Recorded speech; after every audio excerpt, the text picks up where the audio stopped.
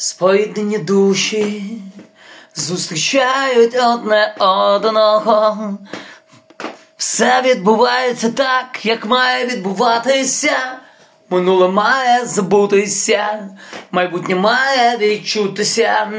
Нікого не проводжають назавжди.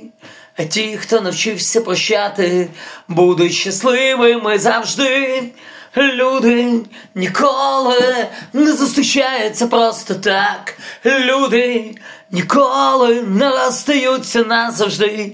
В ненависті, злобі і брехні загублені душі. Вони поступово очистять душі.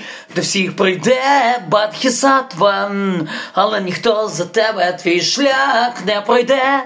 Люди ніколи не зустрічаються просто так. Люди ніколи не розстаються назавжди.